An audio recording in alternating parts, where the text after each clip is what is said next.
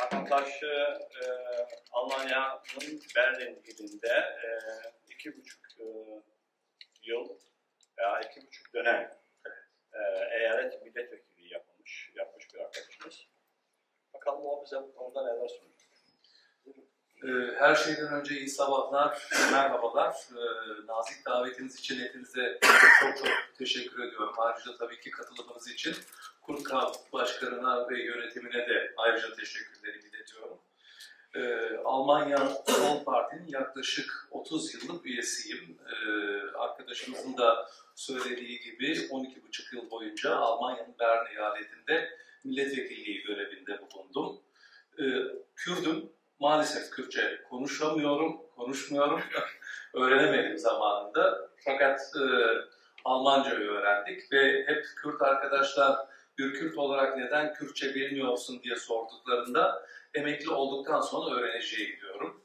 Milletvekilliğini bıraktıktan sonra ise Almanya Sol Parti eş başkanının baş danışmanlık görevini yürütüyorum.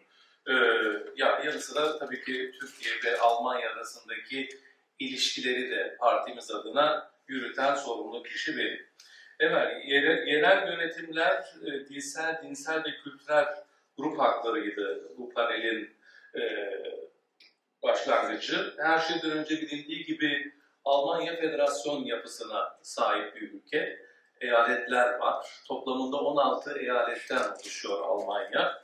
Dolayısıyla eyaletlerin kendi meclisleri var. Bunlar her 4 ya da 5 yılda bir seçimleri yapılıyor. Almanya parlamentosu 4 yılda bir ve buna paralel olarak da tabii Almanya'da bir de Avrupa Birliği üyesi olduğundan dolayı Avrupa parlamentosu seçimleri yapılıyor. Ses fazla geliyor diye biraz uzaklaştıralım mikrofonu. Seçimleri yapılıyor. Bern eyaletinin nüfusu yaklaşık 3,7 milyon. Bunun yine yaklaşık 200 binin üzerindeki vatandaşı ise Türkiye'li. Yaklaşık 90 bine yakın Kürt vatandaşımız Berlin eyaletinde yaşıyor. Berlin hem eyalet hem de kent statüsüne sahip. Toplamında Almanya'daki 16 eyaletten 3'ü hem kent hem de eyalet statüsüne sahip. Bunlardan biri başkent görevine de sahip olan Berlin. Diğerleri ise Hansestadt Bremen dediğimiz ve Hansestadt Hamburg kentleri hem kent hem de eyalet statüsüne sahip kentler ve eyaletler olarak geçiyor. Berlin nüfusu az evvel de bahsettiğim gibi toplamında 3,7 milyon yaklaşık. Göçmenlerin oranı Berlin'de oldukça fazla. 2015 mülteci akımını Türkiye'de de ve Kürdistan'da da yaşadık. Tahmin ediyorum burada Türkiye'de de yaşandı. Yaklaşık 1,5 milyon Suriyeli vatandaş. Bunlar arasında Kürtler de tabii ki özellikle Rojava bölgesinden gelen Kürtler de oldu Almanya'ya. Paralelinde yine savaş bölgelerinden, Afganistan'dan, Irak'tan, yine aynı o bölgeden Irak Kürdistan'ından bence kapatabiliriz de. Sesim oldukça güçlü. Tamam peki. Dolayısıyla oralardan da insanlar geldi ve mülteci krizi Almanya bir nevi mülteci krizini kendisi yarattı ya da mülteci krizi diye adlandırmaya başladı bunu. Tam bu dönemde de 2015 yılında sadece Almanya'da değil Avrupa'da aşırı sağ hortladı bir nevi. Aşırı sağ partiler yeniden başta Almanya olmak üzere öncesinde Fransa, İsveç, Hollanda, Avusturya ve diğer Avrupa Birliği üyelerinin birçoğunda aşırı sağ partiler maalesef güçlendi. Dolayısıyla buna karşı maalesef siyasi partiler, yönetimler gerekli olan cevapları vermekte zorlandılar, zaman kaybettiler ve özellikle Almanya'nın birçok eyaletine baktığımızda aşırı sağın çok fazla güç kazandığını, eski Doğu Almanya bölgesinde bulunan yeni eyaletlerde, tüm Almanya için yeni eyaletlerde neredeyse birinci parti konumuna geldiklerini görüyoruz. Bu da tabii ki orada yaşayan tüm azınlıklar, özellikle sonradan oraya gitmiş olan göçmenler için büyük bir tehlike oluşturuyor. Berlin'in 3,7 milyon nüfusu olduğundan bahsettik. Toplamında 12 farklı ilçeden oluşan bir kentten bahsediyoruz. Her 5 yılda bir seçim yapılıyor Berlin'de. Ve hem eyalet seçimleri yapılıyor hem de yani kent, eyalet hükümeti seçimleri yapılıyor, parlamentosu seçimleri yapılıyor, hem de 12 ilçenin ilçe meclisleri seçiliyor. Berlin eyalet seçimlerinde eyalet partilerin yanı sıra, yani mecliste yer alacak partilerin yanı sıra ilçe meclislerinde seçilen ilçe vekilleri de, ilçe meclis vekilleri de seçiliyor. İlçe meclis üyeleri diyoruz galiba, Türkçe'de yanılmıyorsam, ilçe meclis üyeleri de seçiliyor. Toplamında her ilçenin, her 12 ilçenin 45 ilçe meclis üyesi bulunuyor. Ayrıca bir ilçe meclis başkanı tabii ki oluyor. Yanı sıra belediye başkanının yanı sıra 4 ilçe meclis müdürü ya da müsteşarı diyebiliriz Türkçe'de, her ikisi de geçerli. Bunlar farklı alanlardaki görevleri kendi aralarında partilerin aldığı oy oranına göre bu ilçe müdürleri belirleniyor. Kendi alanlarını belirliyorlar.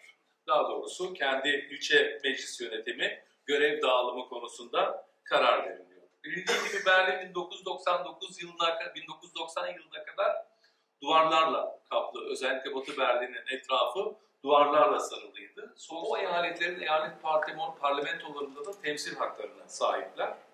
Berlin'de ise farklı alanlarda azınlıkların haklarının tabii ki korunması gerekiyor. Bunlar da anayasal ve eyalet anayasası tarafından koruma altına alınmış durumdalar. Örneğin geçtiğimiz yıl Berlin Alevi Cemevi dünyada en büyük ikinci cemevi statüsüne sahip ayrıca tüzel kişilik aldı. Yani devlet tarafından tanındı, Cumhurbaşkanı tarafından ziyaret edildi. Türkiye'de böyle şeyler pek fazla olmuyor ama Almanya'da çok önceleri yapıldı ve devlet tarafından yardım alan kuruluşlar arasında yer alıyor. Ayrıca okullarda 2 dilli eğitimler veriliyor. Her dilde olmasa da 2 dilli eğitimler veriliyor. Bunların başında belki de Almanya'nın başkenti Berlin eyaletinde en fazla Türkiye'li yaşadığından dolayı 200 binin üzerinde Türkiye'li yaşıyor. Örneğin Aziz Nesin İlkokulu'nda 2 dilde eğitim imkanı sunuluyor. Almanca ve Türkçe. Yanı sıra bazı okullarda ise 4 ayrı okulda Berlin'de Kürtçe ve Almanca eğitim veriliyor. Yine kreşlerde de Stockholm örneğinde olduğu gibi 2 dilde eğitim imkanı sunuluyor. O kreşlerde de Kürtçe eğitimde Almanca'nın yanı sıra veriliyor. Kültürel çalışmalara ise Berlin Eyalet Kültür Bakanlığı tarafından verilen projeler karşılığında oradaki mevcut kültürel çalışmalar Berlin bütçesinden yardım görüyor. Bunlar arasında örneğin orada yapılan tiyatro etkinlikleri, diğer kültürel etkinlikler de bütçeden yardım alabiliyor. Onun ötesinde yani toplamında Berlin Eyalet Parlamentosu'nun sayısını söyledim. 10 bakanı var Berlin Eyalet Parlamentosu'nun. Bir de eyalet başbakanı var. Onların tabii sorumluluk alanları farklı. Genelde her seçim sonrası en az bir göçmen kökenli Alman vatandaşı orada bakanlık görevi üstleniyor. Şu anki mevcut bakanlar arasında da Berlin Sosyal İşler, Uyum ve dışlanmayı önlemeye karşı işlerden sorumlu olan bakanımız Sayın Cansel Kızıltepe, ailesi, anne ve babası Türkiye'li olan bir bakan arkadaşımız. Bunun ötesinde mecliste tabii farklı partilerden toplamında 5 ayrı parti bulunuyor. Bu partiler içerisinde de göçmen kökenlerin oranı oldukça fazla. Kürt kökenli arkadaşlarımız da tabii ki bu partiler içerisinde var. Özellikle Sol Parti'de, Sosyal Demokrat Parti'de ve Yeşiller'de, Alman Yeşiller'de. Federal parlamentoda ise durum bildiğiniz gibi farklı. Berlin eyaletinde Hristiyan Birlik Partisi ve Sosyal Demokratlar şu anki koalisyon eyalet hükümetini oluşturan partiler. Federalde ise onu tahmin ediyorum sizler de yakinen takip ediyorsunuzdur. Sosyal Demokrat önderliğinde, Sosyal Demokrat Parti önderliğinde Sayın Olaf Scholz'un başbakanlığında 3 partiden oluşuyor. Hür Demokratlar ve Yeşillerden oluşuyor. Başlangıç için bence bu kadarı yeterli. Sorulara ayrıntılı olarak zaten gireceğiz. Teşekkür ederim. Çok teşekkür ederim Hakan Bey.